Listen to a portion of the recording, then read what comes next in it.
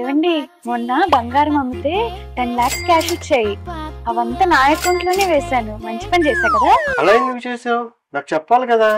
Cash deposit ఒక 1 year లో కనుక 10 lakhs చేస్తే నోటీస్ వస్తుంది. అవునా? అయితే నా దగ్గర 3 అకౌంట్లు ఉన్నాయి కదా, ఒక్కో దాంట్లో 4 lakhs వేసినా మొత్తం సరిపోయేదేమో కదా, నోటీస్ కూడా వచ్చేది కాదేమో. అలా చేస్తారని ఇన్కమ్ ట్యాక్స్ వాళ్ళు పాన్ నంబర్ తో బ్యాంక్ అకౌంట్స్ లింక్ చేశారు. మనకి 10 బ్యాంక్ అకౌంట్స్ ఉన్నా దాన్ని అంతా ఒక్క బ్యాంక్ అకౌంట్ గానే తీసుకుంటారు. ఇయర్ మొత్తంలో 10 lakhs దాటితే నోటీస్ పంపిస్తారు. ఒక విషయం చెప్తే గుర్తుపెట్టుకో, మనం ఏదైనా ప్రాపర్టీ సేల్ చేసినప్పుడు 30 lakhs కి మించి కనుక డిపాజిట్ చేసినా క్లారిఫికేషన్ నోటీస్ వస్తుంది. సో ఇది రాకుండా ఉండాలంటే మనం ప్రతి year income tax return file చేయాలి, మన ఇన్కమ్ ని డిస్క్లోజ్ చేయాలి, క్యాష్ ట్రాన్సాక్షన్ తగ్గించాలి. ఫైనల్ గా నేను చెప్పేది ఏంటంటే, ఏ నోటీస్ వచ్చినా ముందు భయపడొద్దు, దాన్ని ప్రాపర్ గా రెస్పాండ్ అయ్యి సరైన సొల్యూషన్ ఇస్తే మనం అందరం సేఫ్.